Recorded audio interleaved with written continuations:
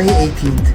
you can no longer have an attorney on the phone or remotely appear on your behalf. They want your lawyers to be physically present at every single interview. سلامونه نیکله دوستانو راځي یو نوې خبر مې درته راوړی دی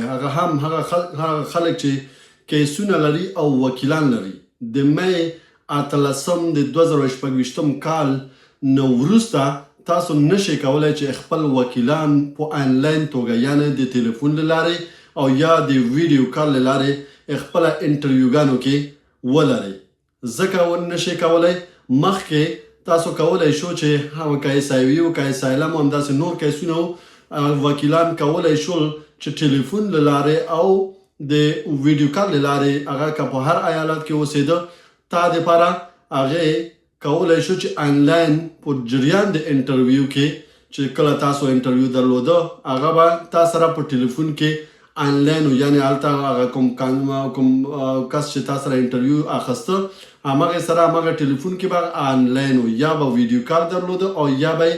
آنلاین خو اوس د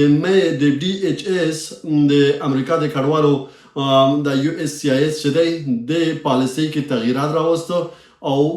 می 18 د 2024 کال نه وروسته تاسو نشئ کولای شئ آنلاین خپل وکیلان ولرئ په انټرویوګانو کې که چېرته تاسو غواړئ چې هغې تاسو سره اوسي په جریان د انټرویو کې که چېرته خپل ښار کې اوسیږي او خپل وکیلان هم په هماغه ښار کې اوسیږي نو ښه خبره ده چې هغه کولی شي چې تاسو سره یو ځای خپل هماغه د انټرویو یو اس سی اس دفتر ته چې تاسو انټرویو ته یې غوښتي یاستئ هلته لاړ شئ او تاسو نه انټرویو غواړي او دا هم در سره راشي او هملته په یو ځای په یو وخت کې خو که چېرته ستا وکیل په بل ایالت کې اوسیږي او په بل ښارونو کې اوسیږي مجبور او مکلف دی که چېرته دا ورسره در سره هغې لیکل درته درکړی چې زه مثال ستا انټرویو کې حاضرېږم نو بیا هغه باید مجبور دی یو ورځ یا دوه ورځې مخکې راشي ستا ښار ته او دلته هوټل یا اتاق ځان ته ونیسي تر څو کومه ورځ چې ستا انټرویو ده په هغې انټرویو کې هغه در سره یو ځای لاړ شي یو دغه شته د چانس لري چې حضوري ځان سره بوزي یعنی وکیل ته کولی شي چې ځان سره حضوري بوزي مشکل نشته دی خو ته نشي کولی چې ټلیفون له لارې یا ویډیو کال له لارې وکیل ځان سره ولري دا په داسې حال کې مخکې به د دې خاطر دا تغییرات راوستي چې په کورونا کې دغه تغییرات راوستي چې هر څوک به آنلاین توګه کولی شو چې مثال هغې دغه کې انټرویو کې د موبایل له لارې او د ویډیو کال له لارې به دغه کوو اټینډ کوو او په همغه انټرویو کې تاسو سره به مخ ته تله خو اوس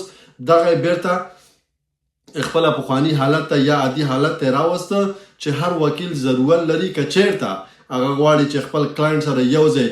انټرویو کې اوسي یا انټرویو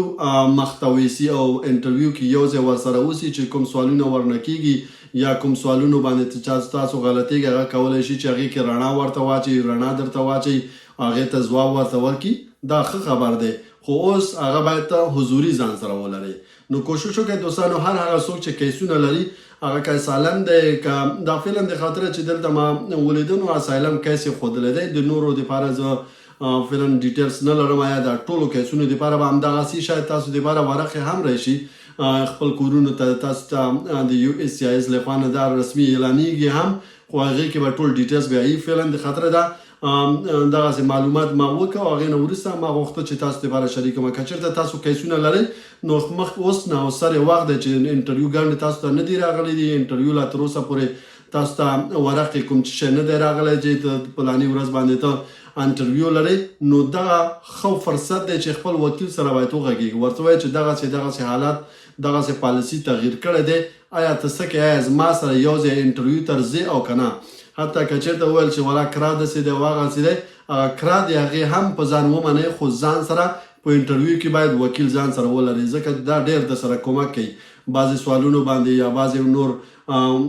تشریحات دي چې هغه کولی شي چې په لنډو جملو باندې او په واضح توګه او همغه کوم هدف چې دی هغې لري ځکه یو بل باندې هغوی بیا پوهېږي هغې له لارې دا کولی شي چې ورته تشریح کړي نو اوس ښه چانس دی او ښه وخت دی چې خپل وکیل سره وغږېږي ورته چې زه تا غواړم حتمي او ضروري ته باید ما سره اوسې په انټرویو کې بدون د تا نه زه نه غواړم چې انټرویو مخته ویسم ځکه زه نه پوهېږم کوم ځای رانه غلطېږي کوم ځای رانه پاتې کېږي په هغه صورت کې زه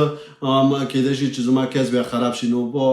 هغې د خاطره ته موږ سره باید راشي حتمي او ضروري که چېرته بیا نه راځې ورته وایې نو دا کار خرابېږي ته باید حتمي موږ سره راشي که چېرته بیا وویلې چې د لارې کرا دی او دا به څنګه شي هغه به څنګه شي ورته هغه مشکل نشته دی زه به موږ به ورته ورکول خو مې منه خو بیا که آخر بیخي چانس یې نه درته درکو بیا ورته وایي چې دغه هم ځان باندې منمه خو ته باید موږ سره یو ځای دغه ته راشي انټرویو ته راشي چې هلته حضور ولري بس دغه یو نوی معلوماتو غوښتل مې تاسو سره شریک کړم